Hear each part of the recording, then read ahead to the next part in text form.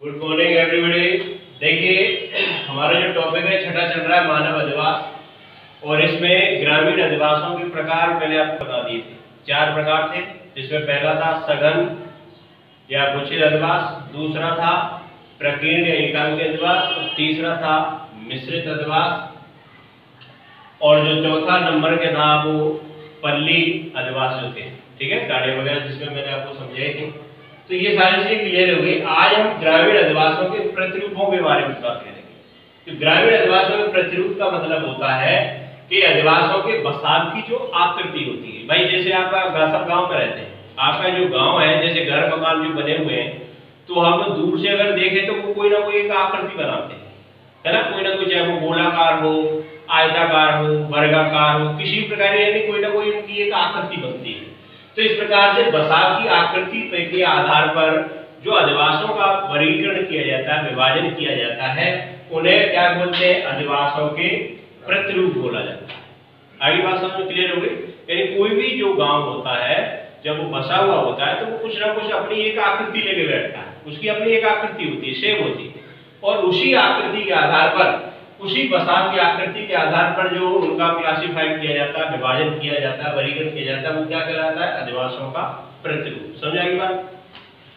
अगला टॉपिक है कि जो ये अधिवासों की जो आकृति बनती है, इन आकृति को कौन कौन से कारक निर्धारित करते हैं, किन किन कारकों का प्रभाव पड़ता है। तो वो ये इंपॉर्टेंट है, ध्यान रखना कि ग्रामीण अधिवासों को निर्धारित करने वाले कारक या तत्व कौन कौन से, उनके नाम लिखिए। जैसे कई बार पूछ लेता है 1 नंबर का, ठीक है। तो अब उनकी आकृति को कौन कौन से कारक है जो निर्धारित करते हैं? तो ग्रामीण अधिवासों की आकृति को निर्धारित करने वाले कारकों में सबसे पहला कारक है आपका प्राकृतिक कारक। ठीक है, प्राकृतिक कारक कौन कौन से होते हैं? जैसे धरातल का स्वरूप। धरातल का स्वरूप का मतलब होता है, जैसे भाई अगर कोई धरातल ऊपर का पहाड़ी क्षेत्र है तो वह सीढ़ीनुमा मिलेंगे। अगर मैदानी क्षेत्र है तो वहां पर आपको वर्गाकार या आयताकार प्रतिरूप मिलेंगे। तो धरातल का स्वरूप, ठीक है, या फिर नदियां या जलाशय, ये ऐसे कारक है प्राकृतिक कारक। भाई जैसे कोई जलाशय, मान लो कोई झील है, तो झील के चारों ओर जब आवास बनेंगे तो वो कैसा बनेगा? वृत्ताकार बनेगा। बनेगा नहीं बनेगा? तो बीच में जैसे ये झील हो गई, अब इसके चारों ओर मकान बनेंगे तो वो वृत्ताकार बनेगा नहीं बनेगा? अब मान लो कोई नदी है, अब जैसे ये नदी है, अब नदी के चारों ओर जैसे यहाँ पे ये मकान बनते चले जाएंगे, इस साइड में मकान, तो इसकी अलग आकृति बनेगी नहीं बनेगी? ये रेखीय प्रतिरूप बनेगा, एक पंक्तिनुमा मकान बनेंगे, इसमें बनेंगे नहीं बनेंगे? तो ये कैसे कारक है? प्राकृतिक कारक। ठीक है, प्राकृतिक कारक कौन कौन से? धरातल का स्वरूप, नदियां और जलाशय। ठीक। दूसरे कारक है ऐतिहासिक कारक। ऐतिहासिक कारक प्राचीन काल में आपने देखा होगा बहुत सारे, जैसे राजा, अब जैसे आपका कुचामन का जो किला बना हुआ, कहाँ बना हुआ है? पहाड़ी में बना हुआ। तो इसी प्रकार से लोग ऐतिहासिक रूप से सुरक्षा की दृष्टि से जो है ऐसी अधिवासों का क्या है? निर्माण करते हैं, जिससे बाहरी आक्रमणों से, जंगली पशुओं से, बाढ़ से, यानी प्राकृतिक आपदाओं से बचा जा सके, और या फिर वो अपने सामाजिक समूह के हिसाब से उनका निर्माण करते थे। तो ये हो गया आपका ऐतिहासिक कारक। इसी प्रकार सामाजिक कारक। सामाजिक कारक का मतलब होता है कि वो अपने, जैसे अपना लोगों का अपना एक समाज होता है, जाति धर्म के हिसाब से वो अपने अपने अलग अलग स्थानों पर आवास बना लेते हैं, तो वो सामाजिक कारकों में आता है। हर समाज की, हर जाति के लोगों की अपनी एक संस्कृति, सभ्यता होती है, उसके आधार पर आवासों का निर्माण जिस प्रकार से किया जाता है। देखिए, चाहे जैसे मुस्लिम समाज के लोग हो, हिंदू धर्म के हो, जैन धर्म के हो, तो उनके आवासों को आप देखो, उनके आवासों पे जो अलग ही छाप देखा जाए। जैसे मुसलमानों के जैसे मस्जिद वगैरह देखिए, ऊपर क्या है? गुंबद बना होता है। आपने हिंदुओं के जैसे मंदिरों में देखा हुआ तो उनपे अलग प्रकार की होती। तो ये सामाजिक कारक है, यानी समाज की आकृति पे भी, उन पे भी काफी प्रभाव पड़ता है। ठीक है।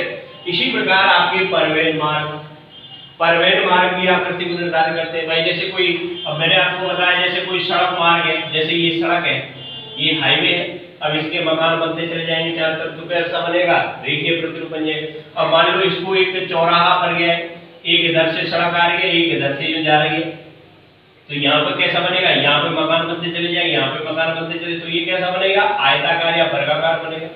बनेगा नहीं बनेगा? तो ये परिवहन मार्ग। और उसी प्रकार एक धार्मिक स्थान, बीच में कोई बड़ा मंदिर हो और उस मंदिर के चारों तरफ क्या है? आवास बनते चले जाते, तो उनकी अलग आकृति बनती है। तो इस प्रकार से ये ग्रामीण अधिवासों को निर्धारित करने वाले क्या हुए? कारक। सब समझ गए आप?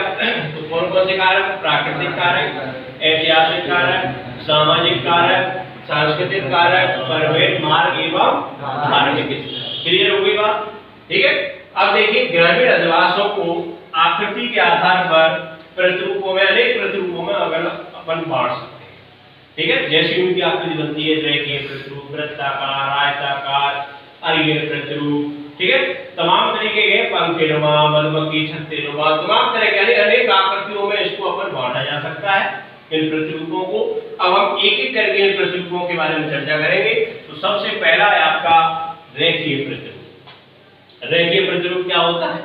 देखिए जब ग्रामीण क्षेत्रों में सड़क के किनारे या रेल पटरियों के सारे रेल पटरी भी लंबाई होती है ना, इसी प्रकार या नहर या नदियों, घाटियों के क्षेत्रों में या सागर के तट के सहारे जो ग्रामीण बस्तियों का जो विकास होता है वो कैसा होता है? रेखीय प्रतिरूपों के रूप में उन मानव बस्तियों का विकास होता है। तो वहां प्रतिरूप कैसे बनेंगे?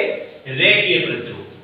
ठीक है। या भाई जैसे आप समझो, जैसे उसका बना, जैसे ये रेल की पटरी है, ठीक है, ये रेल की पटरी, अब इसके सारे मकान बनेंगे नहीं बनेंगे? तो पंक्तिनुमा बनेंगे नहीं बनेंगे? तो कैसा हो गया? रेखीय प्रतिरूप हो गया। या मान लो जैसे कह रहा है वो सागर तट के सहारे, अब जैसे मान लो ये सागर तट है, यहाँ ये जल है, ठीक है, सागर, तो इसके इस तरफ मकान बनते चले जाएंगे, पंक्तिनुमा बनेंगे नहीं बनेंगे? तो रेखीय प्रतिरूप बनेगा कि नहीं बनेगा? है ना। या फिर नदी भाई जैसे सीधी जा रही है, अब ये नदी जा रही है, ये जल है हो गया इसमें, अब इसके चारों तरफ इसके साइड में मकान बनते चले जाएंगे। या ऐसे ही सड़क हो सकती है, सड़क के पटरी के साथ किनारे मकान बनते, तो कैसा प्रतिरूप बनेगा? रेखीय प्रतिरूप। क्लियर हो गई बात? तो ये रेखीय प्रतिरूप।